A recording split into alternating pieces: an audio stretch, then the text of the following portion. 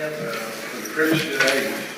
And always, I think, before the next class, before you begin the fourth lesson, there's a couple of things. One, go over the questions. What were some of the questions in there that you thought, really something we ought to go over with people? Anything stand out to you? If you notice with your booklet, noticing color coding there, maybe give some hints. You can't go over all the questions. Maybe go over some that are coded. First one there, the church was built on Christ, not on Peter. Is that true or false? Say it again, right? True. The church was built on Christ, not on Peter. True. Some people think Jesus said, on this rock I'll build the church. He's talking about Peter. He's really talking about what? His confession. Confession. What he had to say. Jesus is Christ and Son of the living God. John the Baptist was never a member of the church. True or false? True. So here again, some people think the church started with John the Baptist. So you're trying to make sure where they are on some of these things. Whenever we find men giving their allegiance fully to Christ, we find the kingdom of God. Okay, that's true. What is the kingdom? It's made up of those who are obedient, right? Spiritual obedience. Man-made religious laws and religious traditions are needed in addition to the Bible.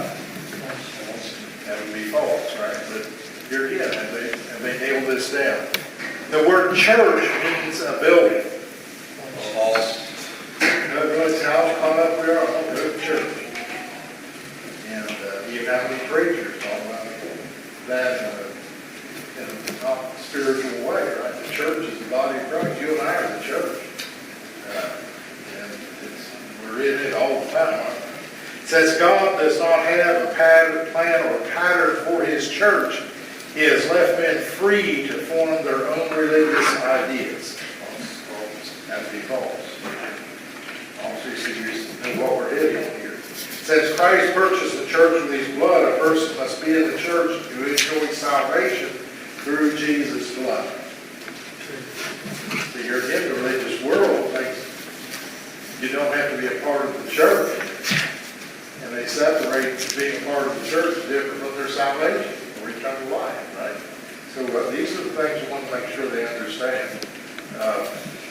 A person must remain faithful to Christ and the church in order to be saved. So it's not like several sermons we've heard lately talking about that. It's finish the race, right? It's not just start the race, it's finish the race. The numerous different religious bodies in today's world all claim to be Christian are in direct contradiction to Jesus' prayer for unity. True. I mean, how can this be what Christ prayed for? 43. Preachers have no scriptural authority to use spatial clothing or religious titles such as reverend. Had a dear sister ask me one time, just talk to her neighbor, and the Bible says, call no man reverend. Preacher, tell me where that scripture is. I know where the right call Matthew. and put out what she was thinking about. What Is that that's what you said? Call no man reverend. Yeah. Only God is reverend. Okay. It's a deductive. It's not. The Bible doesn't say anywhere call no man reverend. See, she had that. She told her, the Bible says call no man reverend. Yeah, I'm talking about Father. That's my bad. Matthew says call no man father. Yeah. But of course, the deductive reasoning has to do with fact. The only time reverend is used in the Bible is holy and reverend is His name in the Psalms, right? Yeah. That's interesting. The pattern of worship, the early Christians followed is now out of date. A lot of people think that. Even our own brethren, how many are trying to, well, we can crank this up and vamp it up and make it more appealing to man. You said bad. Pardon? You said bad. What's that bleeding of the sheep right here? Yeah. Every true lover of God will assemble for every worship service. Is that all possible? So we need to get people to see it, it's important to be together, right? And people sometimes they get trials and tribulations. Well, be with God's people. That's where you need to be, right? going on. And I remember question one time, a young girl made the gospel, and she asked the elder, you know, how many services of the church can I miss and be considered a faithful Christian?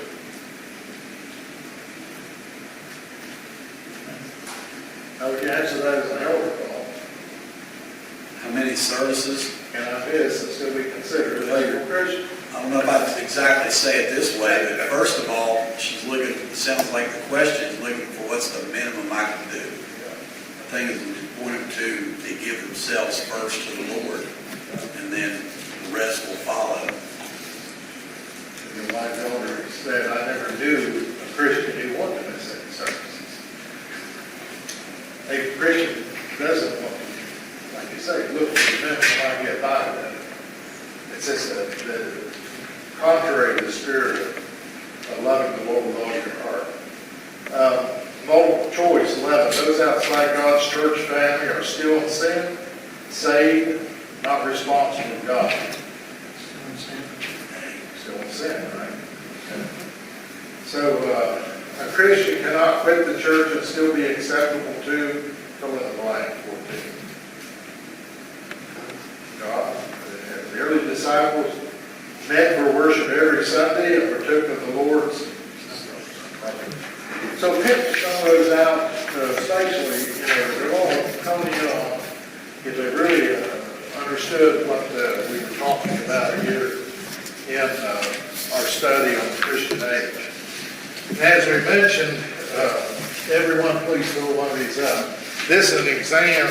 You can't fill this particular exam.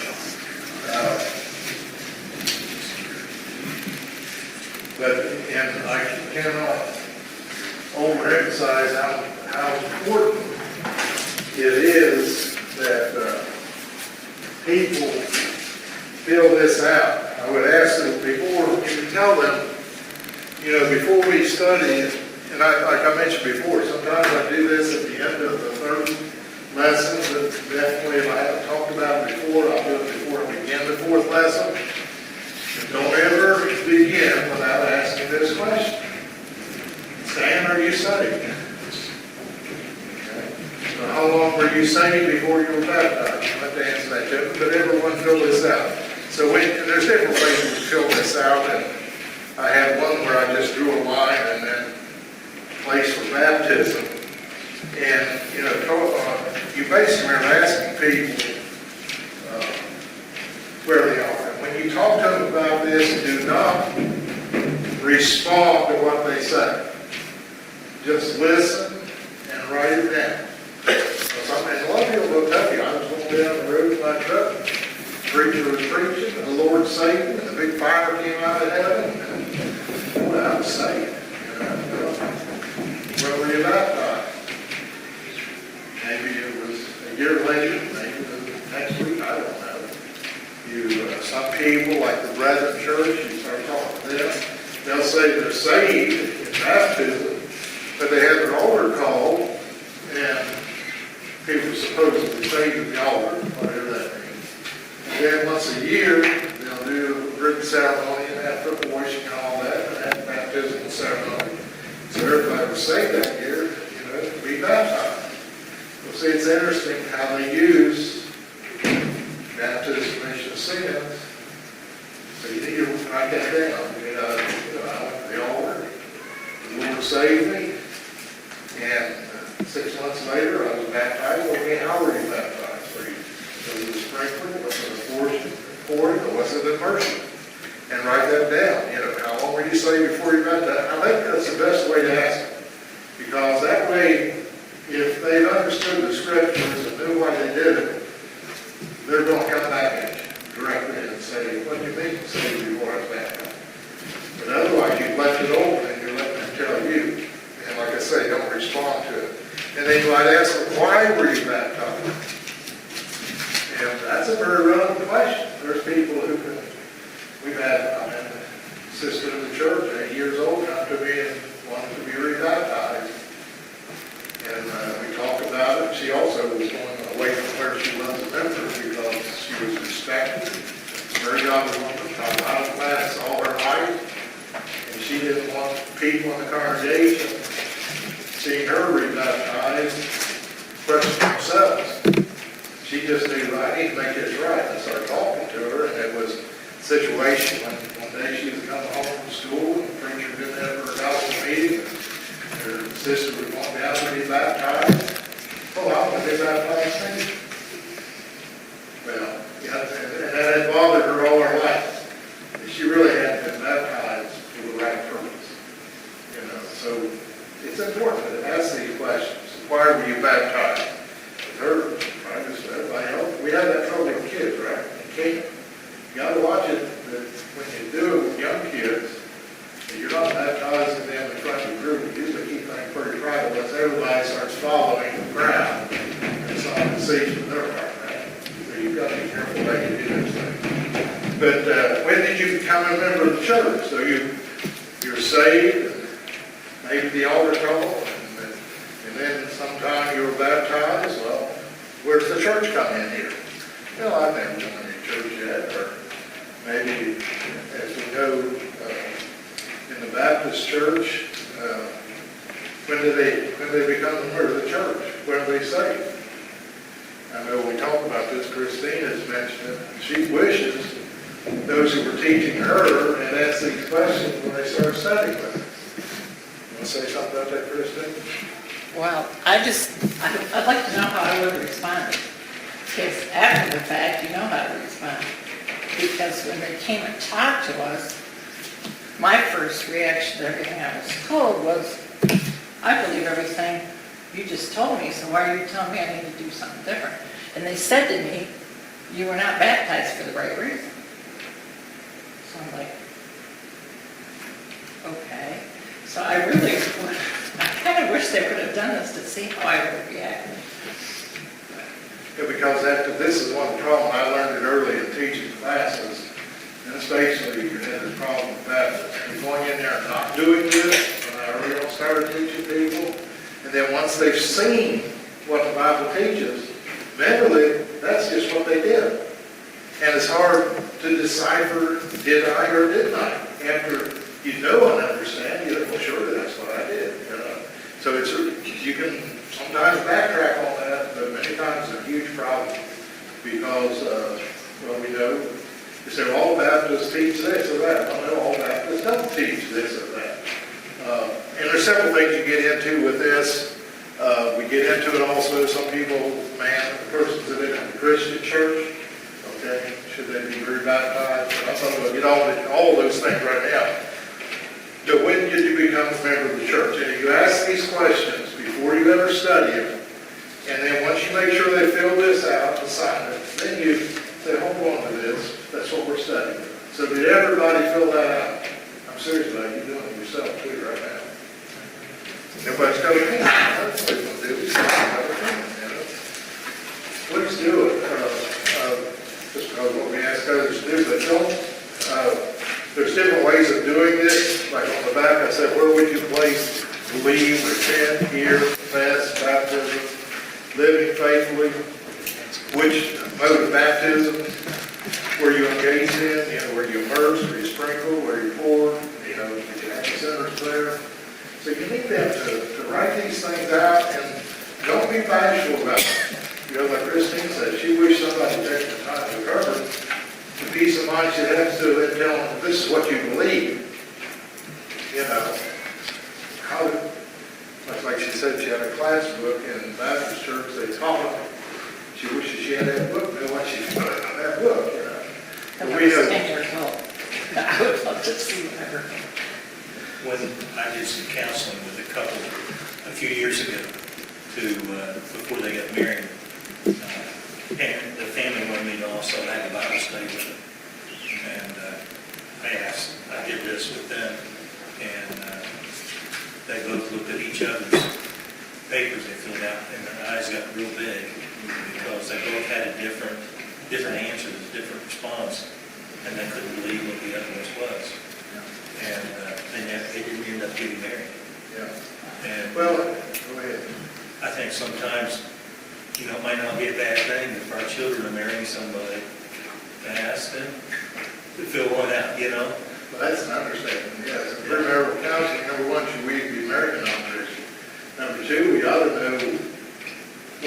beliefs are, if we're on the same page. I know I use some things in Taylor Johnson premarital analysis, also we use it in marriage counseling, where you have a couple answer questions, you have a man take the test and answers the questions the way he sees it. Now, okay, you answer the way you think your wife would answer it. And then you have a wife, you answer the way you feel about this. Now you answer the questions the way your husband, you think he would answer. And then you start graphing that. That can be very enlightening to where we have challenges in our marriage and our relationship. Of course, premarital counseling, you can talk about these things before they become an issue. So anyway. But like I say, sometimes I use a chart like that, baptism. What would you have placed before baptism? How would you describe baptism? What would you put after baptism? So those are the things that we would want to put on there. So I guess I cannot I mean, that's so critical that we do that. Most people, I don't care who they are, you know, if I walk up and call the Lord, you say, Yes. tell me about when you were saved, how old were you? What was going on? Just I knew what to do a long time. I put it off. What else you asked me when? Like, how old? I was 25 years old. Was But it I a meeting or somebody it's come called along? I grew up at the church, you know what I mean? My dad was a member, my family, not all of them, but most of them were there. So I knew what to do. We do preaching, but no, I just called the preacher. Oh, you called him, so it wasn't during a service or anything? No, I just called him. I went down there and he baptized me. Why was that for? Because without baptism, before that, I'm outside of Christ. Until then, I'm in my sins. And then after that, raised newness of life. And so when you're talking, if not anybody I've ever asked that question, that took offense at it. But just don't react to what they say. In other words, nothing you don't. And don't try to argue with them. or Don't argue, convince them. don't respond, don't flinch, just get the information, write it down there. That's great, you hold this in front of you while we have our study tonight, after the lesson we talk. You probably have some questions and things you want us to talk about. So, that's where we begin.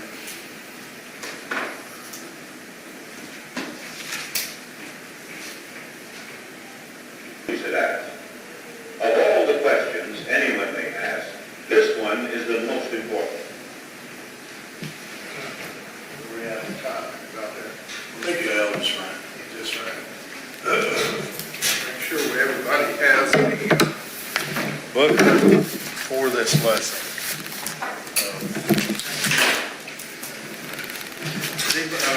You can see where we're going with this, we're just getting started. Just like the information that we dealt with on the deity of Jesus, should be where they are and their understanding. Do you have any particular questions at this point? Appreciate the interest of everyone. You want this or you want us to keep it? Yeah, hold on to that, keep it with you, make sure it's all filled out. As we go through this. Just hold on to it. With these classes, we're going to be going through that whole lesson with them, through the study. Talk about how to close the lesson and take it down the side. You think about people that we can let them know we have this already divided. That's how to approach it. See the first lesson. You want to see more, we'll study more. Start wherever they are. Sometimes the unfaithful members, it's a good point just to get there and have a weekly study. Because I've seen that work as far as getting that fire and finding the spark and fanning a little bit for restoration. Members where you have one member is a member of the church and others not. Maybe it's an opportunity for them to see more of what we believe to teach. And help them better understand that. There are a lot of reasons, and we'll talk about that as far as setting up the study. Let's have a closing prayer. Heavenly Father, we thank you so much for being our God, for letting us be your children. Please help us as we go through this study to learn. Please give us boldness and confidence help us to help others along the path to you. In Jesus' name. Like I say, anybody wants to